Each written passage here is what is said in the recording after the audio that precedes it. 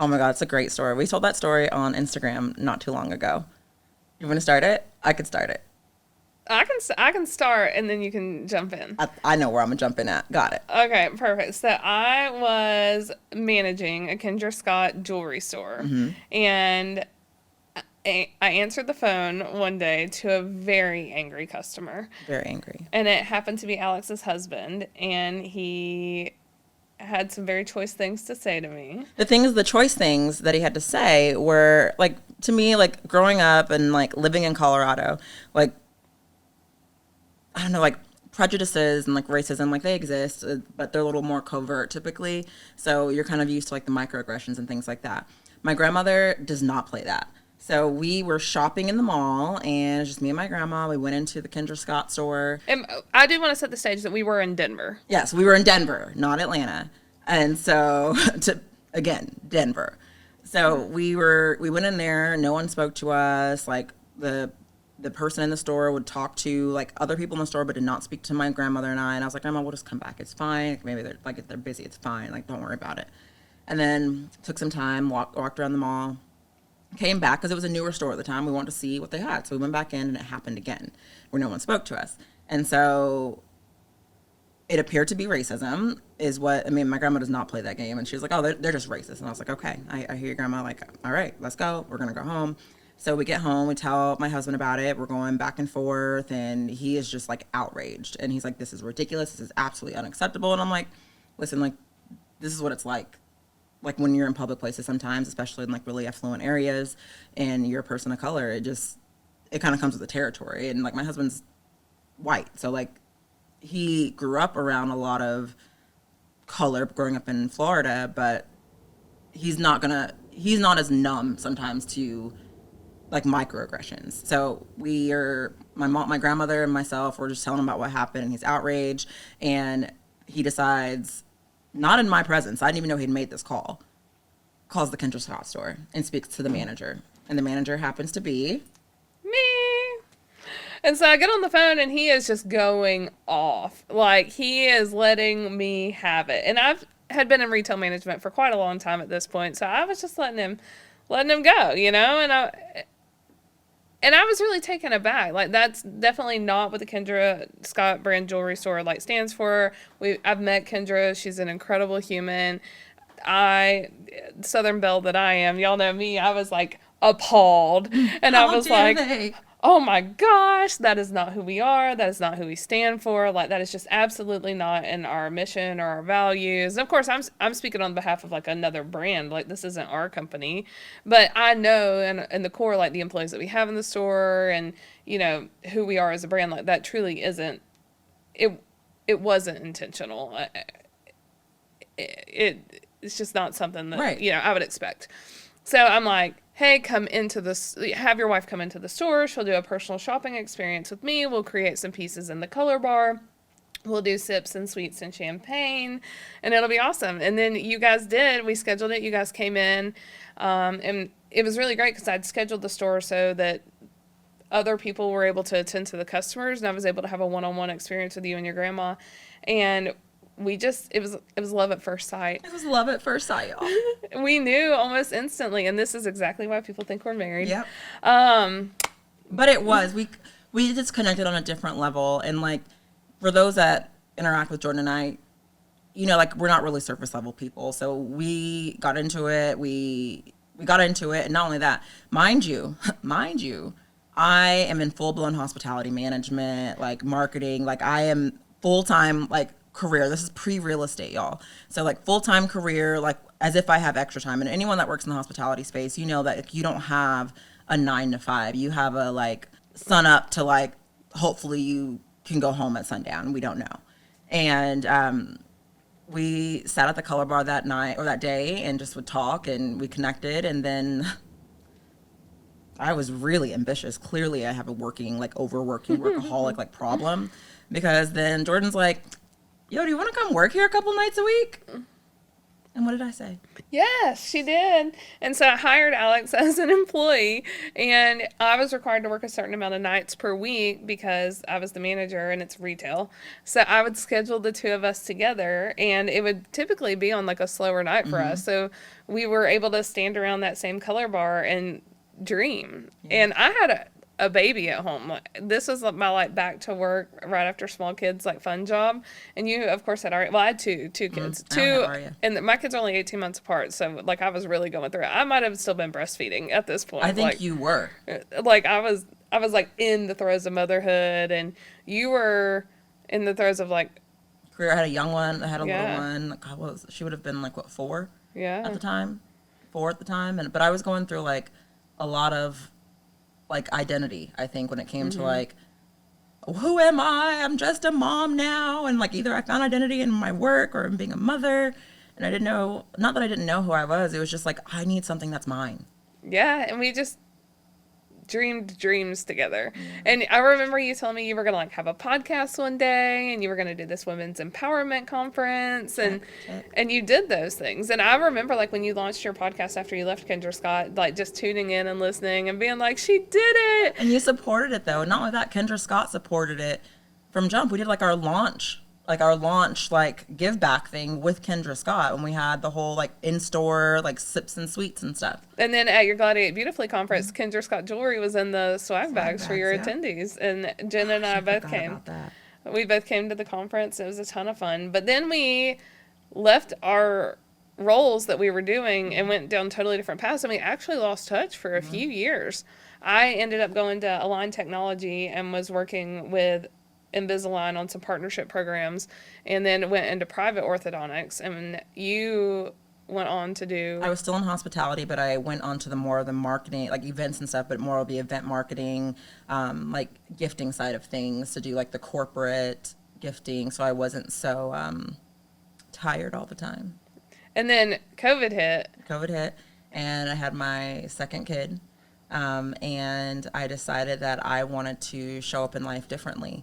I wanted to show up how I wanted to. Like, I love to volunteer. Like, we bonded over philanthropy. Like, I love to volunteer.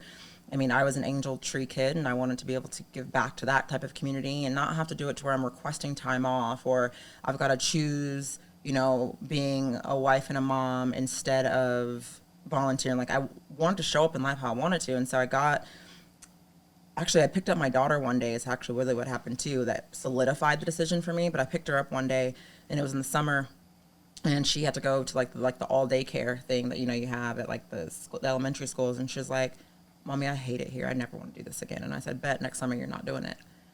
And I kept that promise, but I ended up getting my real estate license and got into real estate.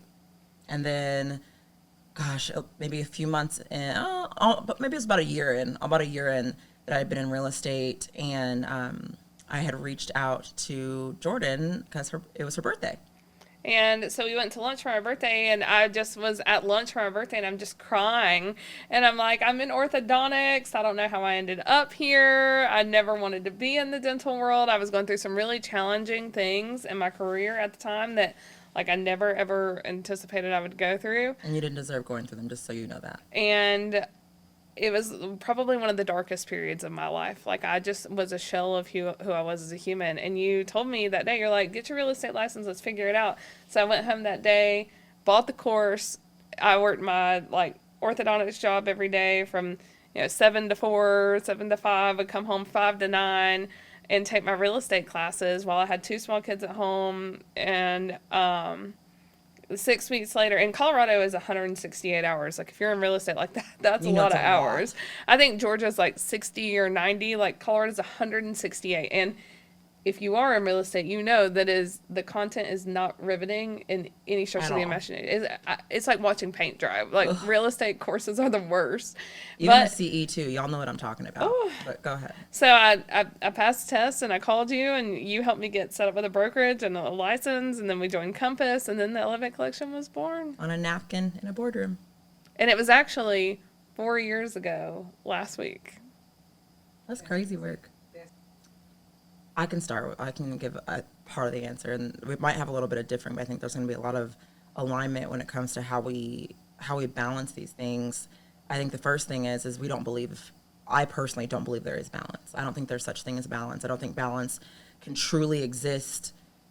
I think I think the balance, if we're going to use the word balance, the balance that exists, I think, is around the understanding that in different seasons, things are going to take priority, and understanding that. And I think having the balance of knowing that things are going to take priority is how I think I kind of move through what the balance is. But I'm going to be honest, like, I think a big contributing factor to being able to do it is therapy. To be 100%, I think it's having a great partner. I think that being a mom is one of the most important things to me. Like, when I was a kid, when, like, what do you want to be? I didn't know what I wanted to be. I just knew, the only thing I knew without a shadow of a doubt that I wanted to be was a mother. So it is one of the most important things to me to be. But I think we just give ourselves grace in every season, and understanding that, like, at the end of the day, like, all I do, like, doing what we do is ultimately for them, and so we can show up. Like, we bust our tails, for these seasons, so that the summers have more fluidity, so the kids don't have to go to the all-day daycare. They can be with us, and we can go take them places. Or we bust our tails like early fall, so in the winter we get to be super present during the holidays. We try to build a life by design, so I think it's just seasons and priorities. I think something that has been really fun too while we're building this life by design is weaving our families into it. They've bought in. And being really intentional with the time. I think one of the most special moments we've had recently is your moment with Layton when she came to you, and what'd she say? Oh, that she's an Elevate baby? She's an Elevate baby, and that one day... is Elevate going to be mine? Is Elevate going to be mine one day? Like, and what a full circle moment. And Alex and I both come from very humble beginnings. Like, I never dreamt of a life like this. I never thought we'd have access to these types of things. Like, I was on social programming. I was on Medicaid. Like, my family went to the food pantry. I was an Angel Tree kid. And to be able to create these opportunities, like, Alex, we got to take your daughter to a suite at Beyonce. Like, that is like, see, when you look back, like, that is super, super cool. But, like, what a blessing that is. And, like, and talking about, like, also getting to pour into other people, I think another part about how we're able to balance this is that we surround ourselves with people that pour back into us. And I bring that up because someone in our community in that suite, if you're a Beyonce fan, which you should be, but if you're a Beyonce fan, there's a song called Protector.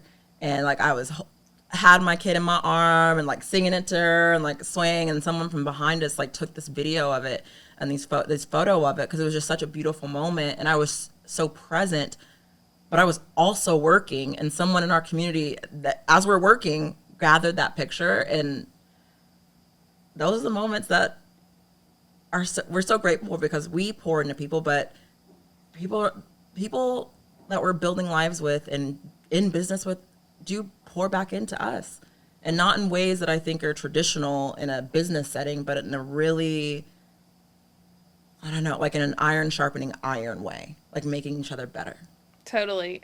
And I think back to, like, the opportunities that we're able to, like, bring our families into.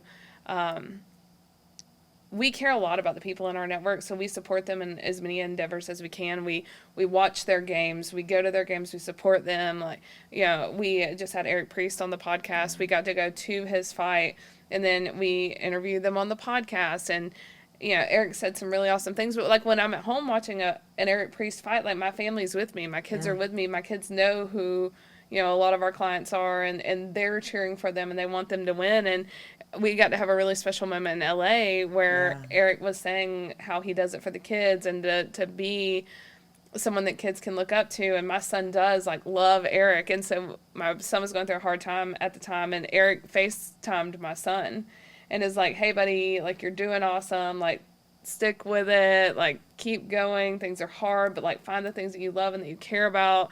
And to, like, have someone who, like, we get to work with really awesome people, and, like, for someone who your kid looks up to like, call them and, like, tell them to, like, hang in there and that they're doing a good job, and to, like, resonate with them in these, like, moments of toughness is, like, such an incredible opportunity to, like, be able to, like, weave back into our lives and into our families. That's amazing. I think we've talked about this a lot on Yeah. calls this week when Odd, because it's literally been so common. it has been so common. So real estate was the gas to the fire, right? So we started as real estate agents, but as we were already kind of working in sports and entertainment, me with Align, you in events, and then through our nonprofit work in Denver. But what we realized really quickly when real estate became the primary focus, that people didn't want to take those calls.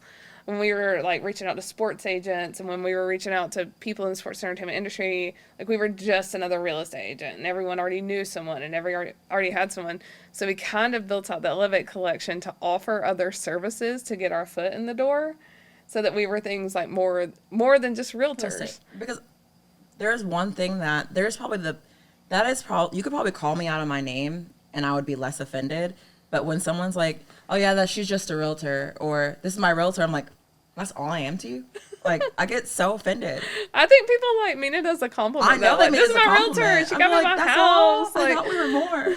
But it's funny because 4 years into this, we've got incredible relationships Yes. with agencies. We're on new calls all the time. We've done incredible projects with college bowl games and, you know, New York Agencies. Fashion Week. Like, the opportunities we've been afforded are crazy. And it's so funny to me that 4 years in, we'll get on a call and they'll be like, well, we do relocation, we do this. Wait, you do relocation? Now it's like the thing that everyone's We need like, relocation. perks up about. And back in the day, like, they wouldn't even take our calls. And now they're like, relocation is, one, our primary moneymaker. And I don't think we've said this anywhere yet. And it's funny because people ask us all the time, like, do we still do real estate? Can I say? Absolutely. This Wait, what part? year, Oh, go ahead. everything that we've done, we have still closed over $20 million in real estate deals. And that's nothing, that doesn't include any of our referral business at all. And so we're really, really grateful for those things. But what's so interesting about even that is that we also are pouring the money, for instance, back into the podcast because we believe in it so much. And we believe in the ability to connect with other humans through storytelling and to be able to inspire and connect the world with new people that they can connect with. They didn't know they had something in common, or the belief is the same. And so that's the reason we dump so much, I shouldn't say dump, but we invest so much money into the podcast and making sure that it's accessible, making sure that it's engaging. And we are so grateful because I think real estate is what allows us to curate this podcast. It allows us to develop this really beautiful, highly engaged niche audience that gets it. And I think one of the most beautiful things about real estate too is we aren't just realtors at the end of the day. I know I'm not. And the goal for us with real estate, especially in the athlete, corporate relocation, all of the pieces that we're touching, is to help people integrate into their new communities faster, which is what has become the Elevate Collection flywheel. You aren't just moving, and you don't have to move to be a part of our community. Like, we don't own a concierge business, but if you need a barber in Houston, I got you. Like, if you need a driver in San Francisco, we'll find someone. And it's all about helping people integrate into life and plant roots wherever you are, wherever journey you're on, whatever stage you're in. Yeah. It's more than just real estate. It's integration, it's cultivation, it's community. It's elevation, truly. Well, y'all know where to find us. Over Elevate Collection, everywhere for the most part. I think we're at Elevate Collection on YouTube. We are elevatecollection.co on Instagram, and that's the TikTok, right? And the Elevate Collection community. Yeah, you guys, we're happy you're here.